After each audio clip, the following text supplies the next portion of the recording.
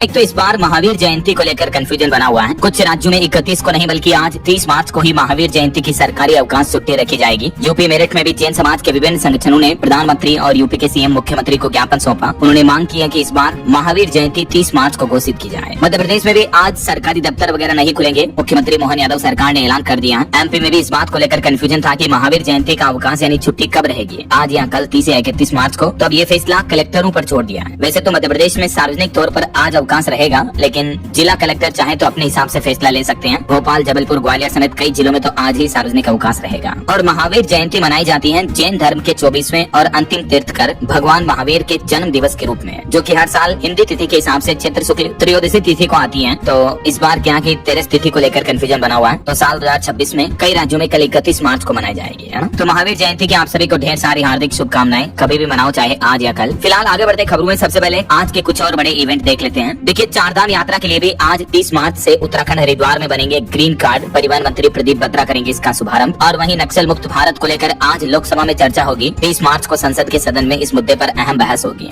वैसे हमारे देश में अधिकतर राज्यों में अब नक्सलवाद खात्मे के कगार पर आ चुका है। पिछले 10 साल में 10,000 से ज्यादा माओवादियों यानी नक्सलियों ने आत्मसमर्पण किया। अब सरकार अर्बन नक्सल पर भी नकेल कसेगी। ये नक्सलवाद को लेकर सरकार की कार्रवाई के कुछ डेटा भी आप देख सकते हैं। अभी तक रिपोर्ट्स के मुताबिक नक्सलवाद पर आखिरी प्रहार करने के लिए 50,000 जवान देश में इस अभियान पर लगे हैं। देश के कुछ राज्यों में करीब 150 नक्सली अभी भी छिपे हुए हैं। वहीं प्रधानमंत्री नरेंद्र मोदी आज 30 मार्च को संवाद करेंगे, बातचीत करेंगे। नमो ऐप के माध्यम से असम की जनता को संबोधित करेंगे आगामी विधानसभा चुनाव को लेकर। और उत्तर प्रदेश में आज से खुलेंगे गेहूं क्रय केंद्र। अंतिम चरण में पहुंची तैयारियां। आज से ही एमएसपी पर गेहूं की खरीद शुरू होने जा रही है। यूपी के अधिकतर जिलों में शुरुआत हो जाएगी आज से। इस बार गेहूं का एमएसपी 2585 रूपए प्रति क्विंटल के हिसाब से तय किया गया है। पूरे यूपी में लगभग 3574 क्रय केंद्र भी स्थापित किए गए हैं। गेहूं की खरीद यूपी में आज से शुरू होकर ये 15 जून तक चलेगी। और मौसम विभाग का भी कहना है कि आज 30 मार्च को भी अगले 12 घंटों के दौरान देश भर के 17 राज्यों में बारिश और आंधी का अलर्ट है। 80 किलोमीटर प्रति घंटा की रफ्तार से तेज हवाएं भी चलेगी। आगे मैं आपको बताऊंगा और भी पूरे मौसम समाचार विस्तार से। फिलहाल आगे बढ़ते खबरों में देखिए आप अगली बड़ी खबर। ईरान जंग के बीच सरकार ने एक बड़ा फैसला लिया है। राशन वाला केरोसिन अब पेट्रोल पंप पर भी मिलेगा। जी हाँ, मिट्टी का तेल केरोसिन अब आपको पेट्रोल पंपों पर भी मिलेगा। देश में चल रहे एलपीजी गैस और कच्चे तेल क्राइसिस के बीच केंद्र सरकार ने ये बड़ा फैसला लिया है। फिलहाल ये सुविधा 2 पेट्रोल पंपों पर मिलेगी। तेल कंपनियां अधिकतम 5000 लीटर केरोसिन तेल रख सकेंगे। यानी जो केरोसिन उचित मूल्य की राशन की दुकानों पर मिलता है, तो उनके साथ साथ अब पेट्रोल पंपों पर भी मिल पाएगा। हर जिले में राज्य सरकार या केंद्र शासित प्रदेश अधिकतम 2 पेट्रोल पंप चुनेंगे जहां ये सुविधा दी जाएगी। चलिए अगली खबर देखिए। वित्त मंत्रालय ने माना कि आखिर इकोनॉमी की रफ्तार धीमी हुई। युद्ध के हालातों के बीच हमारे देश में महंगे तेल, लॉजिस्टिक्स और सप्लाई चेन बिगड़ने का असर दिखने लगा है। इस वजह से हमारे देश में और महंगाई बढ़ने के संकेत भी दिख रहे हैं। वित्त मंत्रालय की तरफ से इस महीने मार्च 2026 की मंथली इकोनॉमिक रिव्यू रिपोर्ट जारी की गई और इसमें ये डेटा बताए गए। ईरान इजराइल जंग को लेकर भी कुछ बड़े अपडेट देखिए दोस्तों। युद्ध को चालू हुए अब 30 दिन पूरे हो चुके हैं, यानी 1 महीना कंप्लीट हो गया और दिनों दिन जंग के हालात और बढ़ते जा रहे हैं, रुकने की बजाय। देखिए आप, बीती देर रात भी ईरान ने इजराइल के एक बड़े केमिकल प्लांट पर हमला किया और इस हमले के बाद यहाँ की सरकार ने जहरीले रिसाव की चेतावनी दी। लोगों को कहा कि घर में ही रहें, खिड़कियां बंद रखें। इजराइल और अमेरिका के हमलों के जवाब में अब ईरान ने ये दक्षिणी इजराइल में एक केमिकल प्लांट पर मिसाइल हमला किया, जिससे इस प्लांट में भी भीषण आग लग गई और आसपास के इलाके में जहरीली गैस के रिसाव का खतरा भी बढ़ गया है। और इस बीच देखिए बड़ी खबर। ईरान जंग के बीच अब अपने ही देश में गिरे अमेरिकी राष्ट्रपति डोनाल्ड ट्रंप, उनकी नीतियों के खिलाफ अमेरिका में बड़े विरोध प्रदर्शन शुरू हो चुके हैं। लाखों लोग इन विरोध में शामिल हुए हैं। यूएस अमेरिका में नो किंग्स अभियान के तहत ये प्रदर्शन किया गया। डोनाल्ड ट्रंप की नीतियों और महंगाई और ईरान युद्ध के खिलाफ सड़कों पर उतरे लाखों लोग। ये तस्वीरें आप देख सकते हैं। अमेरिका में तकरीबन 80 लाख से भी ज्यादा लोगों ने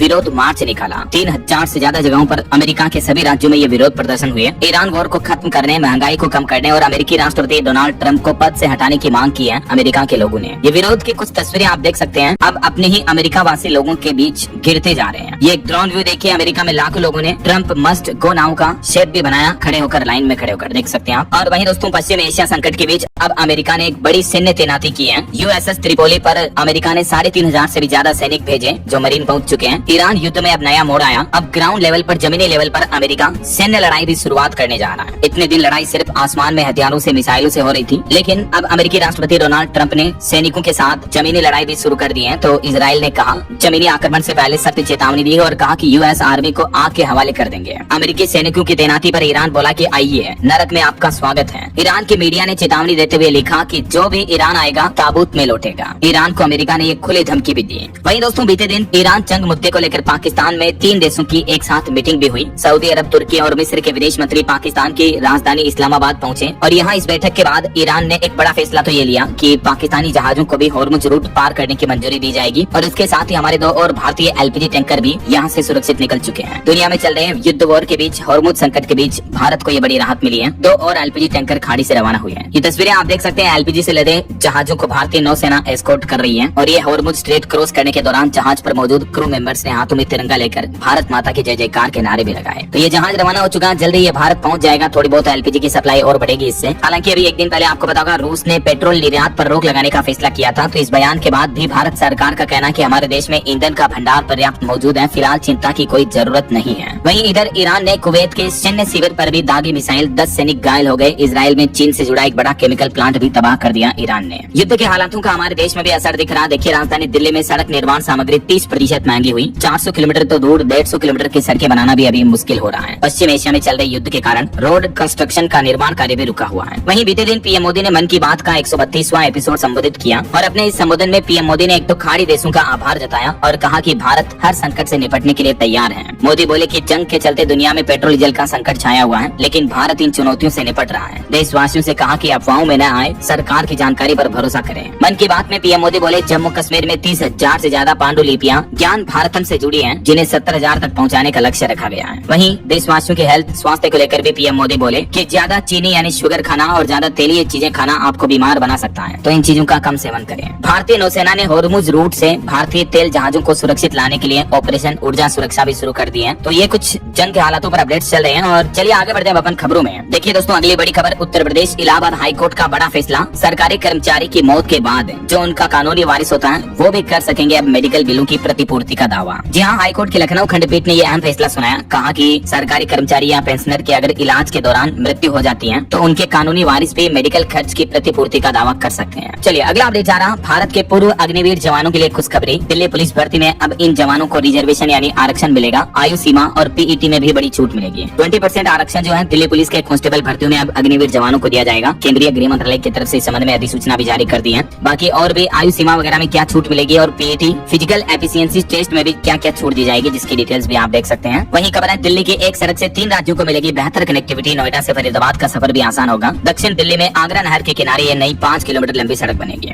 और दिल्ली मेट्रो को लेकर भी नया नियम लागू हो चुका है। मेट्रो को गंदा करने पर अब आपके ऊपर 10,000 रूपए तक का फाइन लग सकता है। महिला कोच में अगर प्रवेश कर जाते हो तो 3 महीने तक की जेल की सजा भी होगी। केंद्र सरकार ने मेट्रो संचालन रखरखाव अधिनियम 2002 में यह बदलाव किया। इसके तहत गंदगी फैलाने पर 10,000 रूपए का जुर्माना, नशे में हंगामा करने पर 2500 रूपए और कोई पुरुष महिला कोच में प्रवेश कर जाता है तो 5,000 रूपए तक का जुर्माना और 3 महीने की जेल भी हो सकती है। वहीं रेलवे मंत्री अश्विनी वैष्णव भी बोले कि रेलवे में अब शराब और धूम्रपान जैसे विज्ञापनों पर रोक रहेगी। रेल मंत्री ने कहा कि कानून का पालन करना जरूरी होगा। इस तरह के कोई भी आपत्तिजनक विज्ञापन जैसे शराब, तंबाकू, धूम्रपान से जुड़े एडवर्टाइजमेंट अब रेलवे में प्रदर्शित करना प्रतिबंधित रहेगा। चलिए बैंक हॉलीडे पर खबर आ रही दोस्तों, अगले महीने अप्रैल में 14 दिन बैंकों में कामकाज नहीं होगा, क्योंकि अप्रैल में 4 तो संडे आएंगे, रविवार आएंगे, 2 शनिवार, सेकंड, फोर्थ सैटरडे की छुट्टी रहती है। इसके अलावा भी अलग अलग जगहों पर 8 दिन बैंक बंद रहेंगे। ये देख सकते हैं आप अप्रैल 2026 महीने की पूरी बैंक हॉलीडे की लिस्ट भी, किस किस तारीख को किस राज्य में किस वजह से बैंकों की छुट्टी रहेगी। चलिए पॉलिटिक्स से खबर देखिए, पश्चिम बंगाल चुनाव के लिए कांग्रेस की पहली लिस्ट जारी हुई, जिसमें 284 नाम सामने आए। लोकसभा चुनाव हारे अधीर रंजन को बहरामपुर से टिकट मिला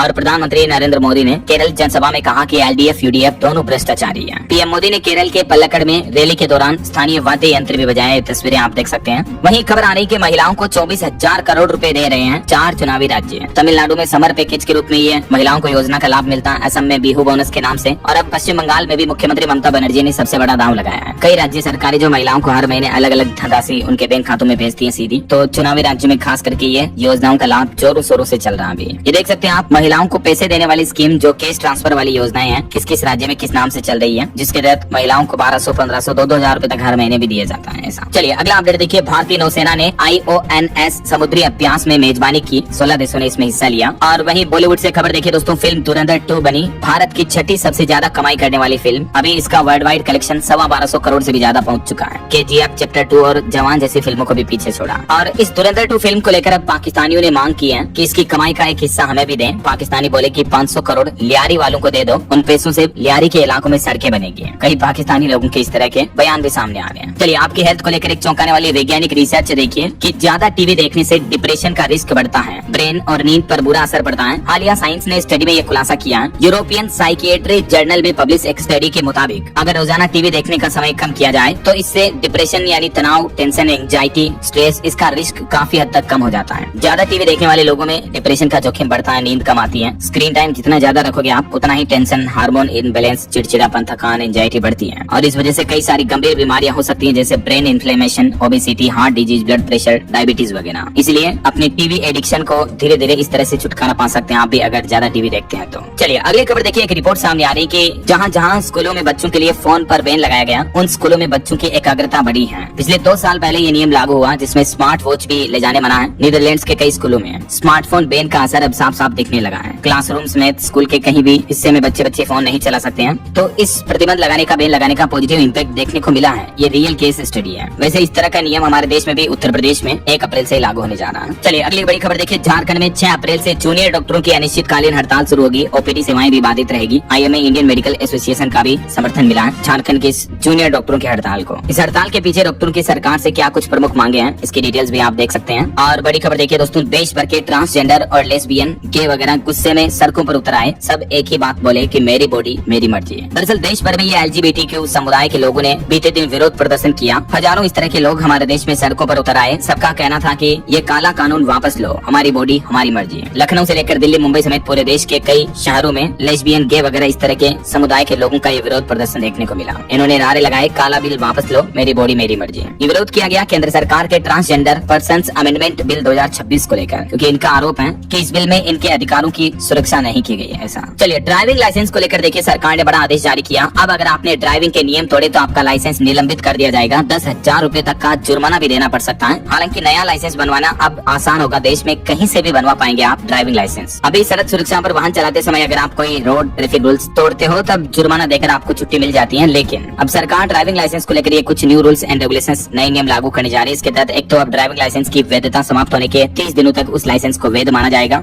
और देश भर में कहीं आप दूसरे राज्य में भी रहते हैं तो कहीं से भी आप अपना ड्राइविंग लाइसेंस वगैरह बनवा पाएंगे, है ना। और भी नियमों की विस्तृत जानकारी आप देख सकते हैं। बहरहाल अभी तो अपन कुछ और महत्वपूर्ण और काम की खबरें देखेंगे दोस्तों, लेकिन फिलहाल वक्त तो चला है आज के ताजा मौसम समाचार जानने के रेट में। तो देखिए दोस्तों, बीते दिन भी कई राज्यों में बारिश बर्फबारी देखने को मिली। हिमाचल के लाहौल स्पीति, जम्मू कश्मीर के ऊंचाई वाले इलाकों में बर्फबारी हुई, तो वहीं इधर मैदानी राज्यों में मध्य प्रदेश, राजस्थान में आंधी बारिश का भी अलर्ट है। चंडीगढ़ में भी हल्की बारिश हुई। मौसम विभाग का कहना है कि राजस्थान में आज भी बारिश और ओले गिरने की चेतावनी। बीकानेर में आंधी चली। आज 30 मार्च को पूरे राजस्थान में बारिश का अलर्ट है। कुछ जिलों में तो ऑरेंज चेतावनी है, जैसे नागौर, सीकर, झुंझुनू वगैरह में। और कल 31 मार्च को भी लगभग आधे राजस्थान में, उत्तरी और पूर्वी राजस्थान के हिस्सों में बारिश का येलो अलर्ट जारी कर रखा मौसम विभाग ने। मध्य प्रदेश में भी अब आज से 4 दिन आंधी बारिश का दौर जारी रहेगा। 30-31 मार्च को आधे हिस्से में अलर्ट है। MP के ग्वालियर और चंबल वगैरह में तो ओले भी गिरेंगे। ये देख सकते हैं आप 30 मार्च को मौसम विभाग द्वारा जारी बारिश का मानसून मैप भी। आधे मध्य प्रदेश में बारिश की चेतावनी इन जिलों में। और कल 31 मार्च को भी कुछ इस तरह का ही मौसम बना रहेगा, जो कि 1 अप्रैल तक मध्य प्रदेश में तो बारिश का सिलसिला जारी रहेगा। इधर बिहार के भी 12 जिलों में आंधी और बारिश का येलो अलर्ट जारी हुआ। पटना, गया जी समेत पश्चिमी इलाकों में मौसम सामान्य रहेगा। अररिया में सबसे ज्यादा 50 mm तक बारिश देखने को मिली। बिहार में ज्यादातर पूर्वी और दक्षिणी बिहार के जिलों में बारिश देखने को मिलेगी। वहीं देखिए हरियाणा के भी 2 जिलों में ओले गिरे। 6 जिलों में ऑरेंज और 16 जिलों में येलो अलर्ट है बारिश का। 40 से 60 किलोमीटर प्रति घंटा की रफ्तार से तेज हवाएं भी चलेगी। बारिश और ओलों का डबल अटैक देखने को मिल रहा है हरियाणा में तो अभी। और उत्तर प्रदेश के भी 50 जिलों में आज गरज चमक के साथ बारिश हुई। अगले 3 दिन तक के लिए मौसम विभाग ने बारिश का अलर्ट जारी किया है यूपी के इन जिलों में। अगले 24 घंटों के दौरान बारिश का सिलसिला और तेज होगा। अच्छा, बाकी पहाड़ी राज्यों की बात करें तो देखिए आप, उत्तराखंड के 5 जिलों में बारिश की चेतावनी। कई पहाड़ी इलाकों में बर्फबारी की भी संभावना रहेगी अगले 24 घंटे। बाकी और भी दोस्तों, आज और कल 30-31 मार्च को भारत के ज्यादातर मैदानी इलाकों वाले राज्यों में भी हल्की बारिश की संभावना है। दक्षिण भारत के कुछ राज्यों में बिजली गिरने की भी चेतावनी है। ये मौसम विभाग द्वारा जारी मानचित्र में भी आप देख सकते हैं। वैसे आप कौन से राज्य में, कौन से जिले में रहते हैं दोस्तों, कमेंट करके बताइए मुझे, ताकि मैं आपके राज्य और जिले के समाचार भी आपके मोबाइल तक पहुंचा दूंगा। और आपके राज्य में, अभी आपके जिले में यहाँ मौसम का हाल क्या चल रहा है, कमेंट में बताएगा जरूर। चलिए आगे बढ़ते हैं खबरों में। कुछ मार्केट अपडेट्स पर नजर डाल लेते हैं। देखिए आप